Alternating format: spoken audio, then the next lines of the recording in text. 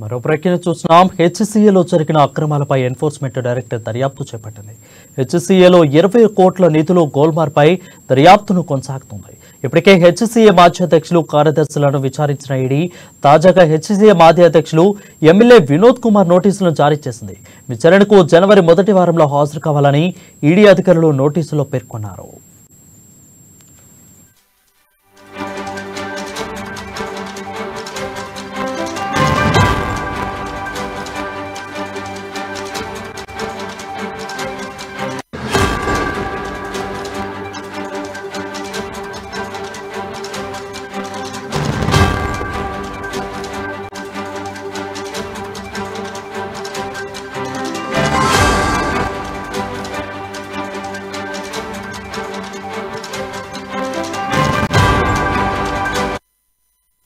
Breaking news చూస్తాం. హెచ్సీఏలో జరిగిన అక్రమాలపై enforcement director దర్యాప్తు చేపట్టింది. హెచ్సీఏలో దాదాపు 20 కోట్ల నిధులు గోల్మార్పై దర్యాప్తు కొనసాగుతా ఉంది. ఇప్పటికే హెచ్సీఏ మాజీ అధ్యక్షులు కార్యదర్శులను విచారించిన తాజాగా హెచ్సీఏ మాజీ అధ్యక్షులు ఎమ్మెల్యే వినోద్ కుమార్ కు నోటీసులను జారీ చేసింది. విచారణకు జనవరి మొదటి వారంలో హాజరు కావాలని ఈడీ అధికారులు నోటీసులో పేర్కొన్నారు.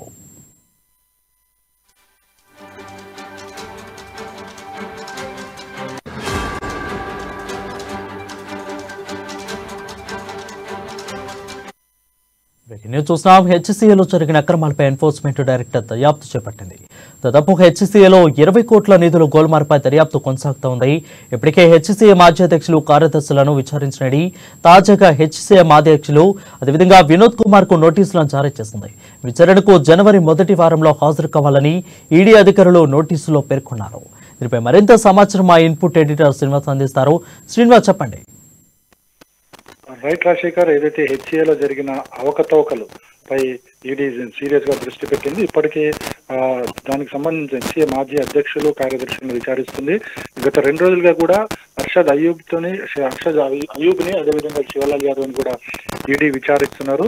వారి నుంచి వచ్చిన సమాచారాన్ని రాబట్టడం జరిగింది. అదేవిధంగా వచ్చే జనవరిలో అంటే మాజీ అధ్యక్షుడు గాలి వినోద్ ప్రస్తుతం కాంగ్రెస్ ఎమ్మెల్యే ఉన్నాడు. ఆయన కూడా విచారణకు హాజరు కమ్మని నోటీసులు కూడా పంపించడం జరిగింది. ఒకసారి దీనికి సంబంధించి మనం చూసుకుంటే కనుక ఏదైతే ఉప్పల్ స్టేడియం, మనం రాజీవ్ గాంధీ ఇంటర్నేషనల్ స్టేడియం అని పేరు పెట్టడం జరిగింది. ఉప్పల్ స్టేడియంలో నిర్మాణానికి సంబంధించి అనేక అవకతవకలు చోటు చేసుకుని దాదాపు 20 కోట్ల రూపాయల అవినీతి అక్కడ జరిగిందని చెప్పేసి ఈడీ తన విచారణలో తెలిపింది. సో ముఖ్యంగా చూసుకుంటే కనుక ఏదైతే హెచ్సీఏకి సంబంధించిన నిధులు అవి దుర్వినియోగం జరిగాయి. ఏ విధంగా అంటే మనకి డీజిల్ జనరేటర్లు ఏదైతే కొనుగోలు చేశారో కొనుగోలుకు సంబంధించి కావచ్చు, అదేవిధంగా ఫైర్ ఫైటింగ్ ఎక్విప్మెంట్ కొనుగోలు కావచ్చు, అదేవిధంగా కెనాపీస్ కొనుగోలు కావచ్చు, ఇవన్నీ కూడా స్టేడియంలో ఖచ్చితంగా ఉండాల్సినవి. సో వీటి కొనుగోలులో దాదాపు 20 కోట్ల రూపాయల అవినీతి చోటు చేసుకుంది అని చెప్పేసి కూడా ఈడీ తన విచారణలో పేర్కొంది. అదేవిధంగా ఏవైతే కొనుగోలు చేసిన ఎక్విప్మెంట్ ఏదైతుందో వాటిని వాడకుండా దాన్ని అలాగే ఉంచడం వల్ల కూడా అవి పాడైపోయి వాటికి మరింత నష్టం చేకూర్చేదిగా ఉంది అని చెప్పేసి ఈడీ తన విచారణలో చూసింది. అయితే వీటన్నిటికీ సంబంధించి కూడా ఎవరైతే గతంలో ఈ మాజీ హెచ్సీఏకి అధ్యక్షులుగా పనిచేశారో అర్షద్ అయ్యూబ్ కావచ్చు, శివలాల్ యాదవ్ కి నోటీస్ ఇప్పటినే విచారిస్తున్నారు. అదేవిధంగా గాలి వినోద్ ని కూడా విచారించాలని చెప్పేసి కూడా ఈడీ సమన్స్ జారీ చేయడం జరిగింది. మనం ఇది ఎన్నికల ముందు కూడా చూసాం. ఎన్నికల సమయంలో వివేక్, ఏదైతే గాలి వినోద్ సోదరుడు వివేక్ ఉన్నాడో వివేక్ ఇంటి మీద కూడా పోలీసులు గతంలో దాడి చేయడం జరిగింది. ఈడీ దాడి చేసి అక్కడ ట్రాన్సాక్షన్స్ ఏదైతే విశాఖ ఇండస్ట్రీకి సంబంధించి అదేవిధంగా vigilance security services private limited ఈ 2 కంపెనీల మధ్య దాదాపు 8 కోట్ల రూపాయల లావాదేవీలు జరిగాయి. వీటికి సంబంధించిన కూడా వివరాలు ఈడీ సేకరించింది. ఫెమా చట్టాన్ని పూర్తి స్థాయిలో వివేక్ కుటుంబ సభ్యులు ఉల్లంఘించారని చెప్పేసి కూడా ఫెమా భావిస్తుంది. అందుకోసమే వాళ్ళకి ఫెమా చట్టం కింద నోటీసులు కూడా పంపించడం జరిగింది. వచ్చే నెల మొదటి వారంలో ఈడీ ఏదైతే హాజరు కావాలని చెప్పేసి వినోద్ కి నోటీసులు పంపించడం జరిగింది. వినోద్ తర్వాత వివేక్ కూడా నోటీసులు వెళ్తాయని చెప్పేసి కూడా తెలుస్తుంది. ఎందుకంటే ఈ ఏదైతే ఫెమా చట్టం కింద 8 కోట్ల రూపాయల ట్రాన్సాక్షన్స్ జరిగాయో ఇందులో కుటుంబ సభ్యులు, ఫెమా అంటే దీనికి సంబంధించిన ఏదైతే వివేక్ కుటుంబ సభ్యులందరూ కూడా ఇందులో భాగస్వామ్యం ఉందని ఈడీ భావిస్తుంది. అందుకోసమే ముందుగా గాలి వినోద్ ని విచారణకు రమ్మని చెప్పేసి కూడా నోటీసులు పంపించడం జరిగింది. Rajasekhar, right, thank you Srinivas for the updates.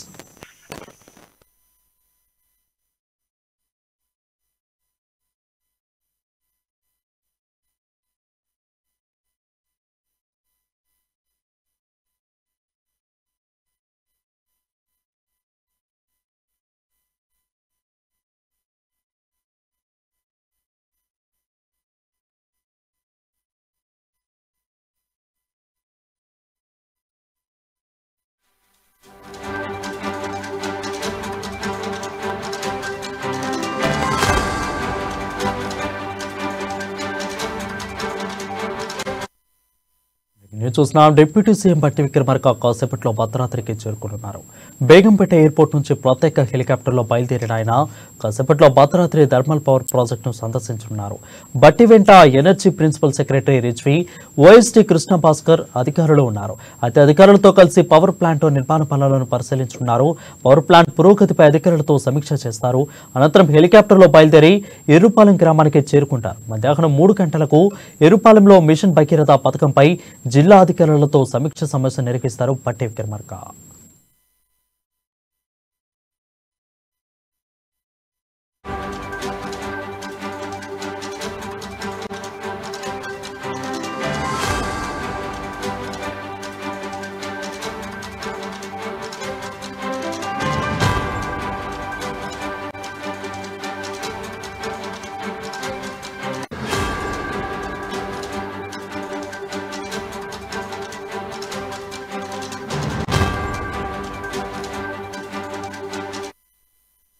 Breaking news చూస్తున్నాం. డిప్యూటీ సీఎం బట్టి విక్రమార్క కాసేపట్లో భద్రాద్రికి చేరుకుంటున్నారు. బేగంపేట ఎయిర్పోర్ట్ నుంచి ప్రత్యేక హెలికాప్టర్లో బయలుదేరిన ఆయన కాసేపట్లో భద్రాద్రి థర్మల్ పవర్ ప్రాజెక్టును సందర్శించనున్నారు. బట్టి వెంట energy principal secretary Rizvi, OSD Krishna Bhaskar ఉన్నారు. అధికారులతో కలిసి పవర్ ప్లాంట్ నిర్మాణ పనులను పరిశీలించనున్నారు. పవర్ ప్లాంట్ పురోగతిపై అధికారులతో సమీక్ష చేస్తారు. అనంతరం హెలికాప్టర్లో బయలుదేరి ఎర్రుపాలెం గ్రామానికి చేరుకుంటారు. మధ్యాహ్నం 3 గంటలకు ఎర్రుపాలెంలో మిషన్ భగీరథ పథకంపై జిల్లా అధికారులతో సమీక్షా సమావేశం నిర్వహిస్తారు.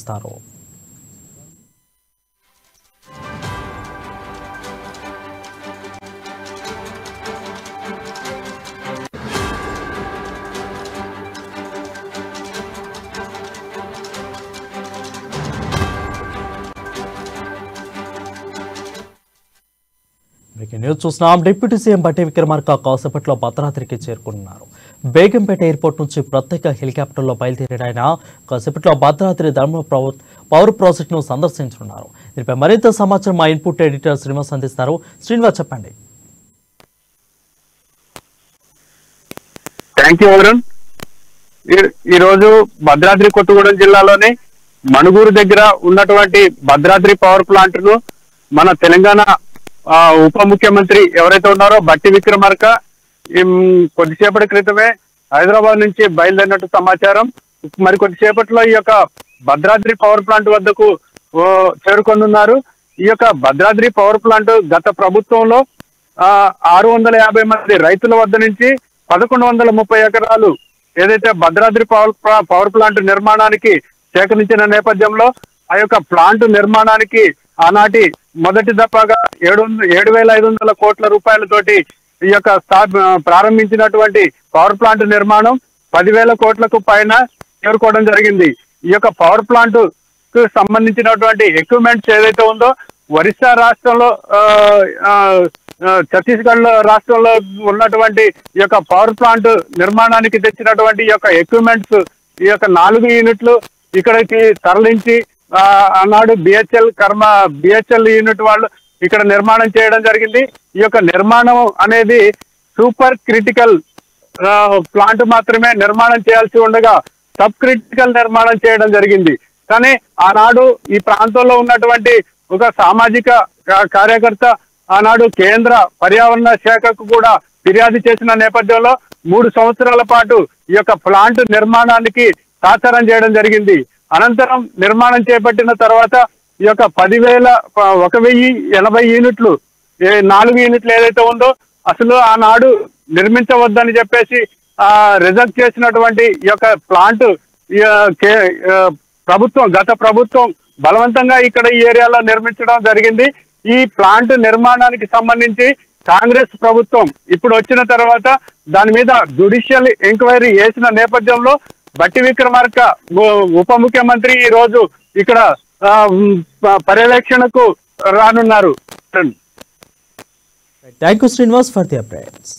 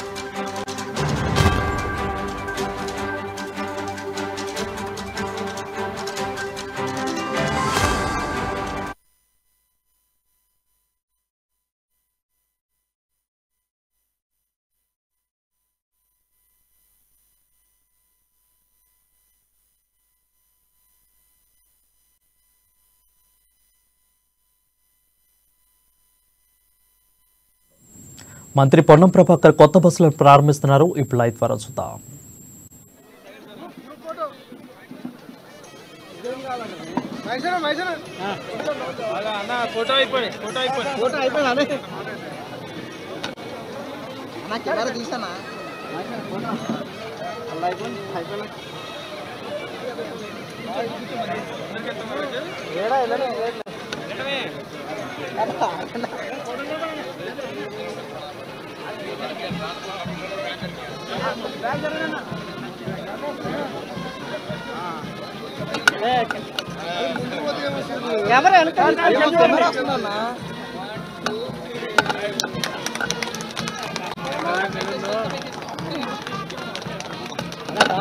కెమెరా డౌన్ చేయనా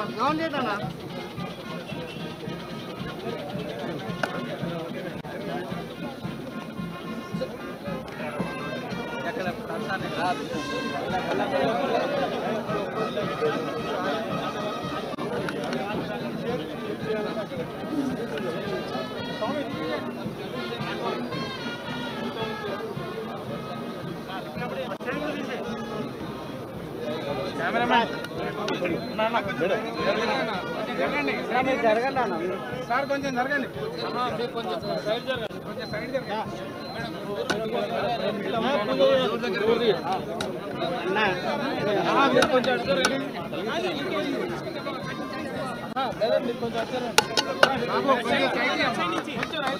ఏం కాదు రాదు కాదు ఎక్కచ్చు, అక్కడ ఎక్కచ్చు, లేకపోతే ఇక్కడ ఇక్కడ ఇక్కడ నుంచి తీసుకోవచ్చు. ఎవరికి రానికుండా చేసిన